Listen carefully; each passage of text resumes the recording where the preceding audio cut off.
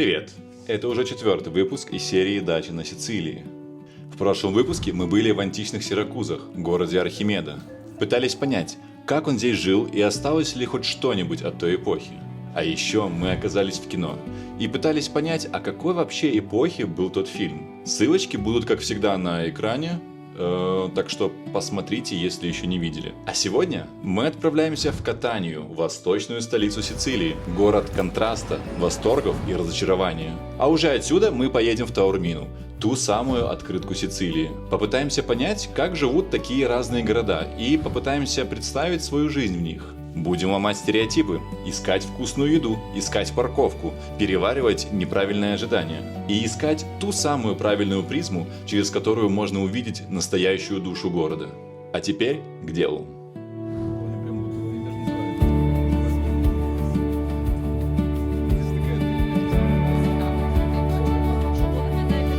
Наш 18-й виїзд з тунелю.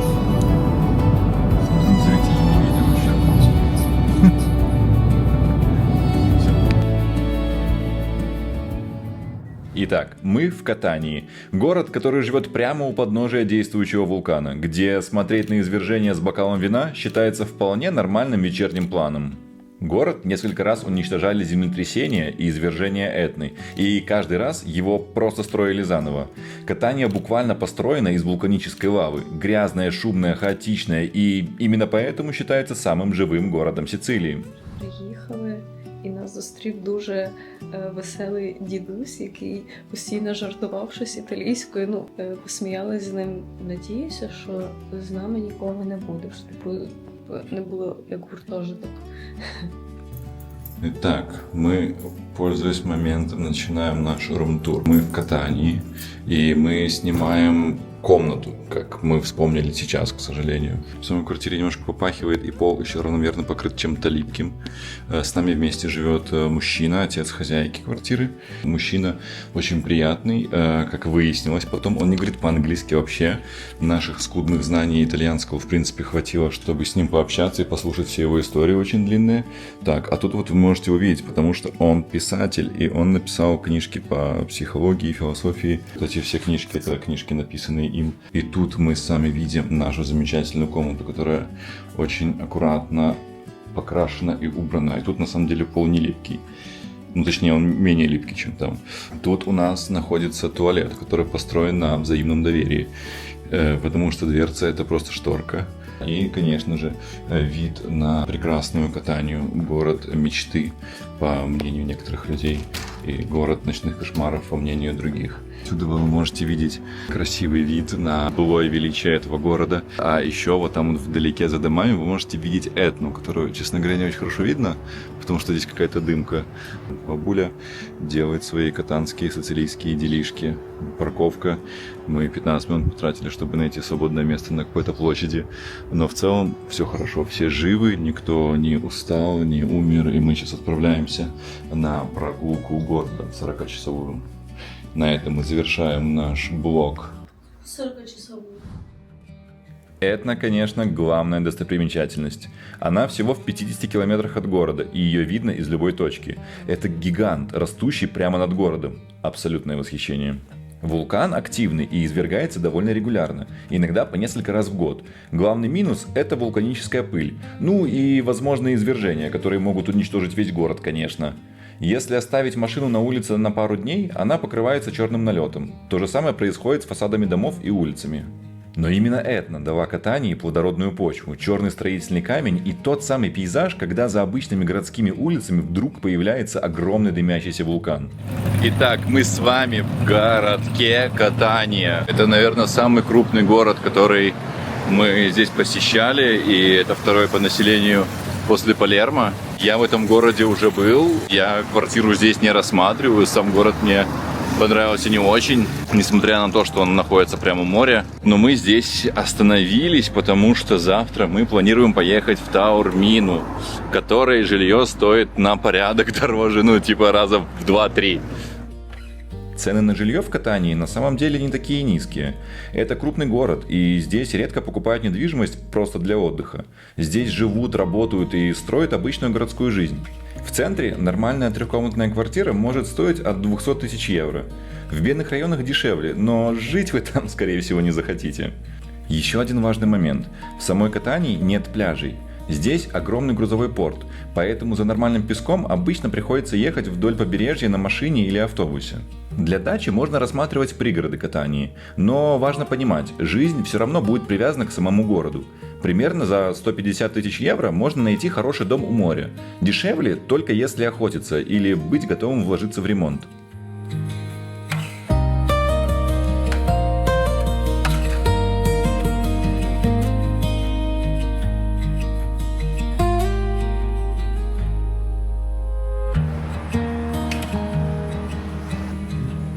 Здесь очень жарко.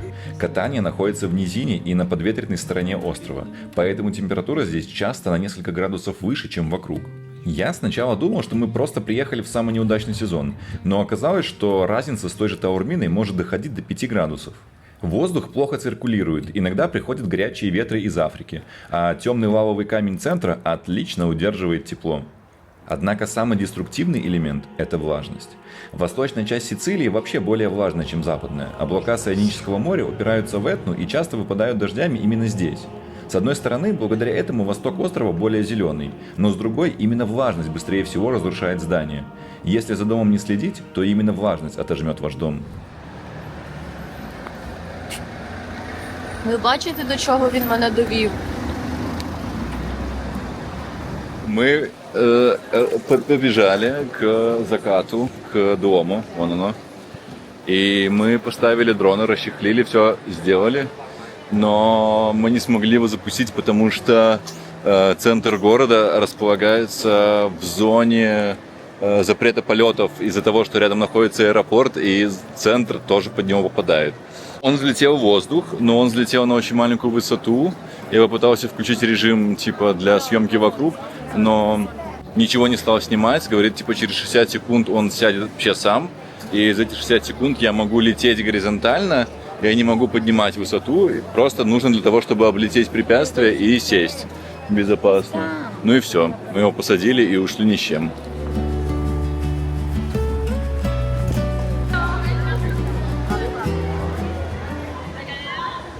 Единственный прямой рейс из Праги на Сицилию летит именно в Катанию, поэтому в Чехии этот город и знают. Мы тоже впервые оказались на Сицилии именно здесь. Когда покупали билеты, даже толком не знали, где находится Катания. Просто где-то в Италии. И первое впечатление о Сицилии из той поездки у нас полностью сложилось именно из этого города. Было безумно жарко. В один день температура доходила до плюс 42 градусов. Когда открываешь входную дверь на улицу, ощущение, будто открыл разогретую духовку. В первый раз Катания произвела на меня довольно тяжелое впечатление. Было жарко, все казалось шумным и грязным. Я всегда стараюсь искать позитивные стороны в новых местах. И в Катании тоже было интересно изучить что-то новое для нас. Но некоторые вещи все-таки сложно игнорировать. Например, вот только представьте себе, как пахнет контейнер с хвостами креветок, который стоит на рынке на жаре в плюс 35 градусов, а вы рядом стоите и торгуете с продавцом за фисташки. Или когда на скутере тебе предлагают купить травку таким тоном, будто собираются ограбить. Или когда на пешеходном переходе никто даже не думает сбавлять скорость. Поэтому впечатления тогда остались довольно смешанными. Но, кстати, тогда мы увидели извержение Этны своими глазами. Это был какой-то сюр. Я сначала даже не понял, что это происходит на самом деле. Представьте главную площадь. Вечер, местные танцуют и живут обычную жизнь. А прямо над их головами происходит извержение, прорезающее ночную тьму. Да, У меня лично в голове вообще не укладывалось. Что может быть важнее долбанного извержения вулкана прямо у твоего города? Для меня это был чистый восторг. И, наверное, немного страх перед чем-то настолько монументальным. А там извергающийся вулкан. Вон. Было ощущение какого-то городского праздника, который, однако, не замечает никто, кроме нас. Вообще странное ощущение, потому что мы гуляем, и я уже здесь был. Я сейчас как будто бы смотрю новыми глазами, либо я как-то слишком сильно занизил ожидания, либо город реально поменялся, но Не знаю, мне нравится город. Он большой, и здесь много где есть и погулять, и много живет людей, соответственно, есть много магазинов, инфраструктуры, всего прочего. Ну вот, есть большие рынки с рыбой. Странно. Реально как будто другой вайб, чем был 4 года назад. Но сейчас, в этой поездке, я будто посмотрел на Катанию новыми глазами. На самом деле это большой полноценный город. Здесь есть метро, что для Сицилии вообще редкость. Университет и даже довольно сильная технологическая индустрия. Катанию даже называют «силиконовой долиной Сицилии». Да, это правда, я сам был в шоке, когда узнал этот факт. По правде, тяжело вяжется образ Катании и Силиконовой долины, но здесь находится крупный завод ST Microelectronics, и вокруг него выросло много IT-компаний, лабораторий и стартапов. Катания не самый туристический город, но это не значит, что он не колоритный. В центре есть целое ядро красивых атмосферных улиц. Да и рыбный рынок в Катании, хоть и попахивал, но, боже, это лучший, самый большой, разнообразный, колоритный рынок, что я видел. Будто выставка морских обитателей всех видов, только с возможностью каждого попробовать на вкус. Город живой, со всеми темными и позитивными сторонами. Были места со странным контингентом, особенно ночью, но были и абсолютно безопасные и уютные улицы с модными барами. Как и всегда, важно все пропускать через правильную призму. И у меня в какой-то момент появилось странное чувство. Перед поездкой я сильно занизил ожидания, будто еду в помойку. Особенно учитывая, что дальше мы планировали ехать в Таурмину. А по факту оказался в городе, который точно не заслуживает такой предвзятости. И мне даже стало немножко стыдно из-за таких моих мыслей. В любом случае, мы приехали сюда ради Таурмины. Так, на часах уже 8 утра. Мы кушаем и быстренько едем в Таурмину. Таким вот рассветом встречает нас Катания. Этна.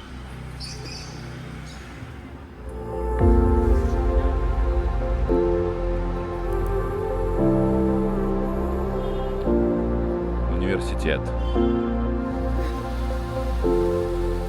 Нашу ласточку запарковали в каком-то парке. Короче, это где-то 10 минут ходьбы от дома. Тут вроде не обозначена никакая парковочная зона, хотя парковочная зона почти везде синяя. Не знаю, это чудо, либо мы что-то просто не поняли и запарковали там, где нельзя, но вроде штраф не лежит, так что окей.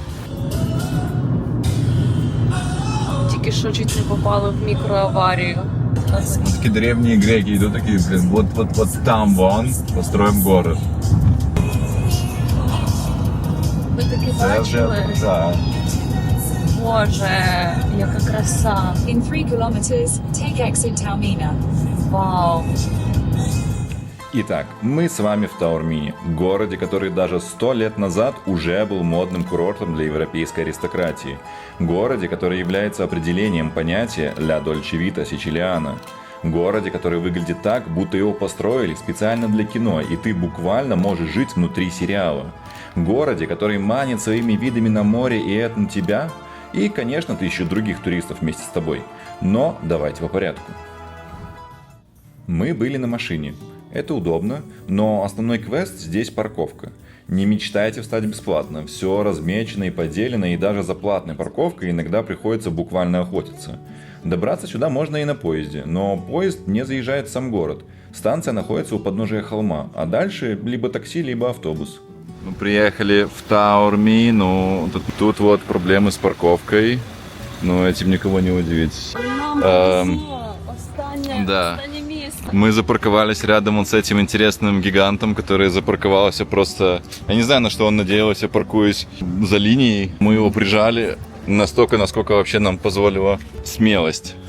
Потому что еще ближе я уже типа не это... Вид вражает. На часах 11 часов. Рассвет мы тут не встретили, но надеюсь, встретим закат и не будет дождя.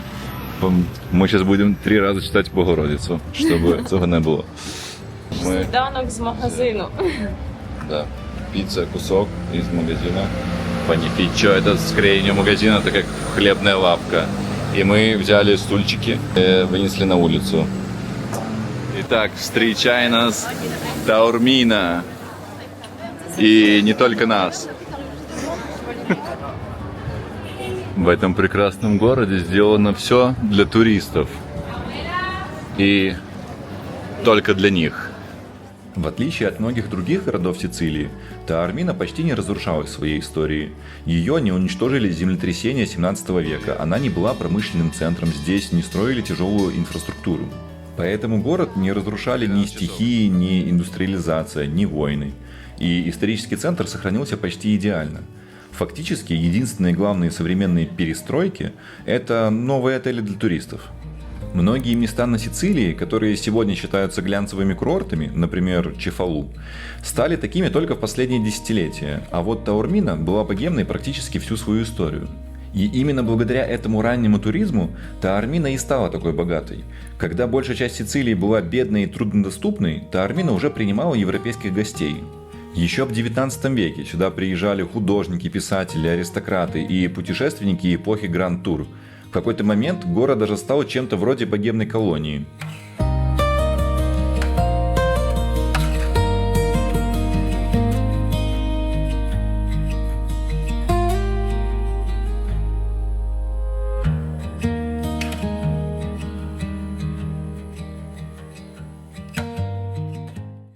На Корсо Умберто, и тут рестораны, которые вообще не стоит заходить. Короче, индекс пасты здесь от 18 евро до самого Боссону. А отели с трюфелем 29 евро стоит за просто прими пиатто. Но у этой истории есть и обратная сторона.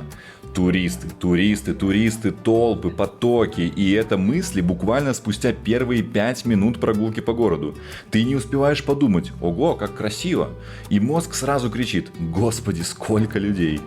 Каждый квадратный сантиметр города занят. Ощущение, что ты не в городе, а в музее под открытым небом. Главные артерии города, такие как Корсо Умберто и площадь 9 апреля, представляют собой непрерывный поток людей, а все примыкающие улицы заполнены ресторанчиками, где столы заняты практически весь день. При этом туристы здесь немного другие, чем в остальной Сицилии. Больше американцев, британцев, состоятельных путешественников и гостей люксовых отелей. Людей, которые хотят увидеть рафинированную Сицилию без каких-либо нюансов. Кажется, что сюда приезжают именно за этой красивой симуляцией реальности, словно отвергая существование реальной Сицилии где-то за пределами Таормины. Мы дошли до порта Катания. Это противоположный выход из города. При желании можно за 15 минут дойти от одних ворот до других с противоположной стороны города. Мы отошли примерно 0 метров от туристической улицы в соседнюю. И такое ощущение, что здесь просто выключили город. На удивление, здесь довольно часто сигналят, потому что все улицы — это парковка и одна линия для проезда. И если кто-то останавливается, то останавливается весь город. Мы, короче, около начала подъема на церковь. Короче, город как-то не имеет даже какого-то единого стиля. Разрозненные крыши, супердорогая недвижимость. Он очень маленький и очень дорогой, и здесь просто приезжают люди, которые хотят очень дорогое жилье.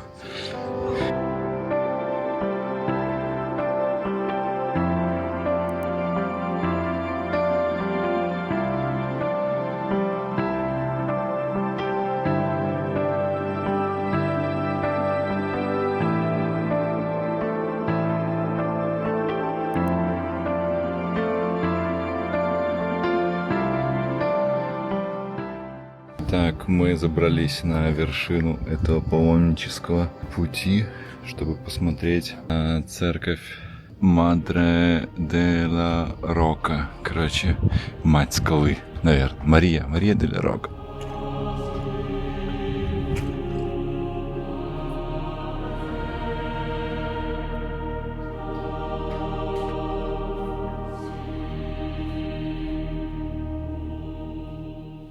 Там вот наверху городочек Кастельмоло, на который мы хотели поехать, но потом подумали, что мы и так туда слетали дроном, и тратить туда пару часов не особо хочется. Машину брать мы точно не будем, мы с таким трудом нашли парковку.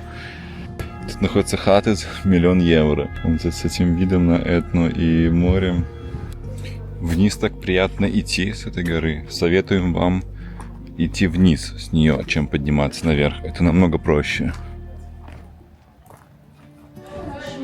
купили билетики, 10 евро стоит. Туда-обратный билетик. Таурмина, Каблвей. И мы сейчас подсядем к каким-то людям. Пойдем испортим уединение вон тем первым. Если говорить о море, оно здесь есть, но с оговорками. У подножия города находится Изола Белла, маленький остров, соединенный с берегом узкой полосой песка. Место реально красивое, но все-таки Таурмина не совсем про пляжный отдых. Пляж маленький, каменистый и неудобный. Хотя технически пляж здесь все-таки есть. Кстати, долгое время остров вообще находился в частной собственности, пока город не выкупил его в 1990-х.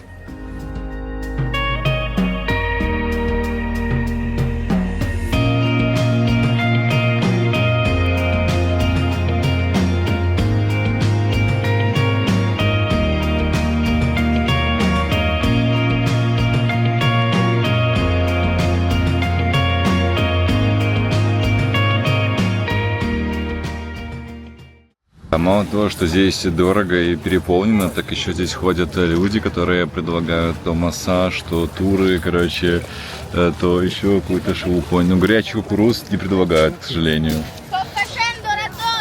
Жинка пошла в туалет, а я без нее остался ждать около турникетов, а турникеты все прошли, а я остался. Меня как будто мама на кассе оставила.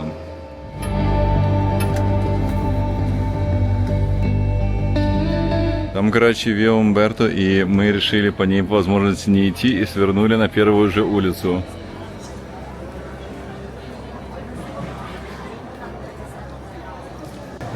Мене задавлюють люди. Що це за хропченя таке?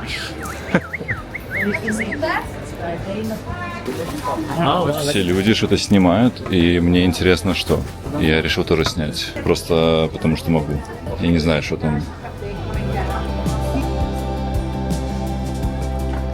Второй сезон сериала «Белый лотос» снимался именно здесь, в отеле Сан-Доминико Палас, что вызвало еще больше интерес к городу у туристов. Сериал, кстати, немного соврал только в некоторых деталях и локациях из других городов. В остальном он довольно точно передает атмосферу города. И это и хорошо, и плохо. Сериал вышел с неоднозначной моралью, но и город, собственно, такой же. Поэтому ты действительно чувствуешь себя как в сериале, только совсем не в главной роли.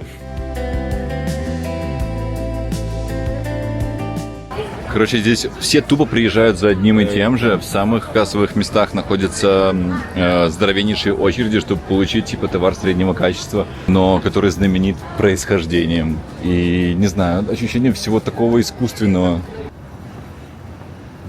Блин, на самом деле здесь много есть улочек, которые просто очень ухоженные и тихие, и, наверное, здесь жить можно. Но, честно говоря, не очень понятно, зачем. Все рестораны очень дорогие, каких-то настоящих мест нету. И типа да, все типа супер аккуратно. Как бы если есть вилла, где ты не гуляешь по улицам, просто сидишь, смотришь на море, плаваешь, гуляешь на яхте, то, наверное, вообще типа супер. Еще один символ города – греческий амфитеатр, построенный в 3 веке до нашей эры. И именно отсюда открывается один из самых известных видов Италии – сцена, море и на горизонте вулкан Этна. По сути, это точка, которая и продает весь город. Вход туда сильно платный, поэтому мы решили посмотреть его с дрона. Можно было подлететь, конечно, и еще ближе, но я не хотел наглеть еще больше, да и дрон-собака постоянно терял сигнал. На часах 5 часов вечера выглядит, как будто наступил уже вечер. Возможно, в принципе, так и есть. И солнце мы больше не увидим, как и Этну за облаками.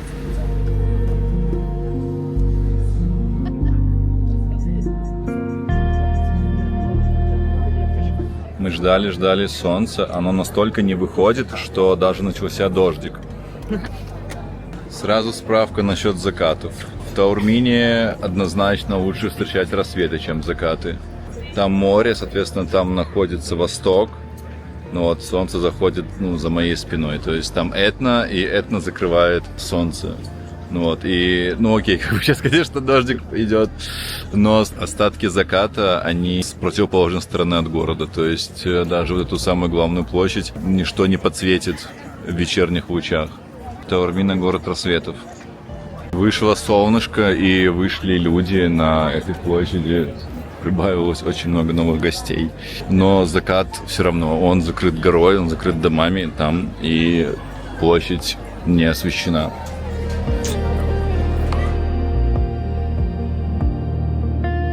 Короче, сейчас полная посадка. Мы когда пришли, здесь не было вообще никого. Очень много иностранцев, очень много американцев. Точнее, почти все это иностранцы. Здесь нету иностранцев-итальянцев, как было в других городах. Вообще, какие финальные мысли по поводу Таурмины? Си-вью бесподобный, закат не очень, за горой, вид на Этну круто. По поводу доступности жилья, оно недоступно по многим причинам. Причем даже не только из-за цены, а еще потому что вот его центральная, ну как сказать, вся Таурмина — это центральная часть. Тут просто нет жилья. Либо это целиком дома, отели, которые продаются по 2 миллиона евро, либо это какие-то дома редкие в каких-то новостройках, которых здесь очень мало, либо никакое. То есть здесь нету домов под ремонт, например. Район очень популярный у скупщиков жилья. Жить комфортно, провести лето, я думаю, здесь невозможно. То есть вся недвижимость исключительно инвестиционная, все ее покупают. Мы даже сегодня думали, это офигенный бизнес-план вот на главной площади, типа 9 апреля. Туалет! Да. Там находится туалет, в котором есть 5 посадочных мест для каждого пола. Вход стоит 1 евро с человека, и, блин, тут просто такая проходимость на этой площади, типа, что, возможно, это вообще, типа, самый доходный дом в городе. Ну, еще Таурмина, конечно же, это богатая Сицилия, это, ну, другой вайб, то есть здесь реально много, например, туристов из США. Здесь все вылизанное, все с лоском, все красивое, все аккуратное. Как в целом, объективно дороже, то есть какие-то трушные места найти, типа, сложно. Ну, как бы не то, что прям в разы, но паста, которая в обычной Италии стоит 10 евро, здесь будет стоить 15-20 евро.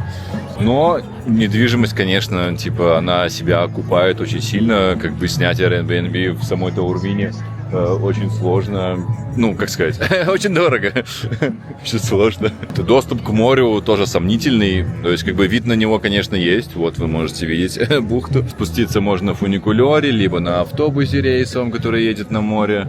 Пляжи отвратительные, потому что они очень маленькие, тут, как бы, порт, тут, ну, стоят лодки, типа, есть городки рядом вдоль берега, и там пляжи гораздо доступнее и лучше. Возможно, это хорошая идея для покупки недвижимости, но не в Таурмине точно. Мы думали насчет города, который находится рядом с Таурминой, называется Джардини Наксос. На самом деле, я уже, честно говоря, сомневаюсь, потому что там селятся исключительно потому, что было дорого поселиться в Таурмине, и они поселились в этих Джардине. Смысл этого, потому что там все равно дороже как раз-таки из-за Таурмины, чем в остальной Италии. Короче говоря, если вы не инвестор, если вы не богач, если вы не хотите купить себе палаццо или виллу, или швартовать свою яхту здесь, то Таурмина покажется очень чересчур стерильной для посещения. Это не совсем настоящая Сицилия, это как бы такая гламурная обложка Сицилии. Такие дела.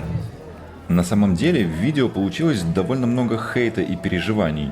Сейчас, пересматривая материалы и будучи в других эмоциях, я понимаю, что мы сняли и много спокойных и уютных моментов Таурмины. Но тогда основной эмоцией был дискомфорт от толпы людей, от которой невозможно скрыться.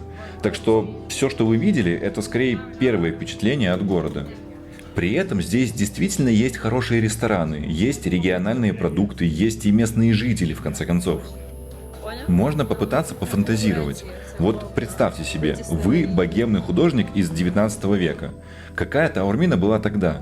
Маленькие бары, закрытые дворики, злачные закутки города. Что для вас было обычным? Какой город был именно для вас? И здесь мало того, что нет людей, тут нет света. И если такая жизнь когда-то здесь была нормой, можно попытаться понять, как этот город вообще устроен. И пусть с большим трудом, но попытаться отделить туристическую оболочку от настоящего города. Ресторан будто под мостом, на самом деле супер уютно, здесь как будто такой тайный парк. Мы просто идем к парковке, оминая главную улицу. Да, купить дом здесь почти невозможно. Это не совсем реальный город для жизни, но он все равно важен для Сицилии. Это тоже часть ее характера, другая, но все равно именно сицилийская. Короче, возите с собой в кармашке правильную призму. Через нее можно посмотреть даже на самый овертуристический город и все-таки найти в нем душу. Овощной магазин, но это все марципановые штуки.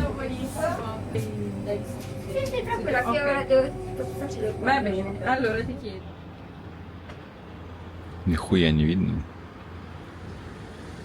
Ми покидаємо Таорміну іншим путем. Коротше, сталася якась дислокація, і ми тепер їдемо серпантином якимось просто. Неочевидных.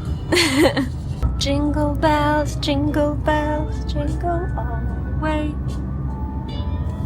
Бачиш, якби ми не поїхали цим серпантином, не бачили би ми Награда. цієї краси новорічної. Блін, ну це нові вже пішли. Тут так порожньо. Просто. Чтобы понять Катанию и Таурмину, наверное, нужно больше одного дня на город. Но график был плотным, и хотелось увидеть как можно больше, особенно чего-то максимально разного. А Сицилия умеет удивлять без остановки. В какой-то момент мы так разогнались, что даже начали планировать заехать на Этну. Не на полноценное восхождение, конечно, но хотя бы подняться на первый базовый уровень. Это, кстати, вполне реально даже на маленькой машине. Но когда мы начали впихивать эту идею в маршрут между городами, мы поняли, что мы разогнались слишком сильно. Даже если такой план возможен, мы бы точно загнали себя. Поэтому приземлились, вдохнули, выдохнули и поехали дальше. Из шумной, яркой и людной Сицилии на другую ее сторону. Более тихую, более глубинную. Мы оказались в самой красивой деревне Италии. Каталога 2015 года, такой конкурс реально существует, он проходит каждый год в Италии. Монтельбано e Licona. И в тот момент мы даже не подозревали, какой мистический опыт нас ждет. Подписывайтесь на канал, и вы точно не пропустите Сицилию, какой вы еще ее точно не видели. Хотя вы уже видели ее очень разной, но в этот раз точно все будет по-другому. До новой встречи!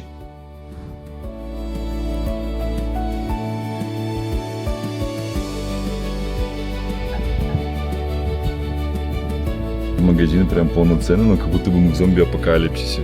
Собираемся на мегалитические сооружения. Це важко відносити до мегалітичних споруд.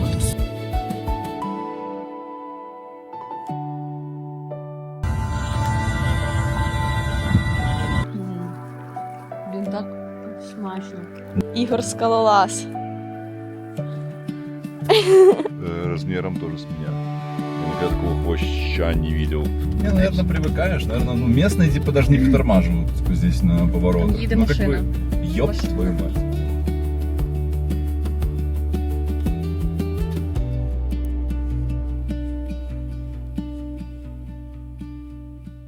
Пытались понять и пытались понять. Пытались понять. Мы пытались понять. Попробуем понять, попытаемся понять, а еще попытаемся понять, а теперь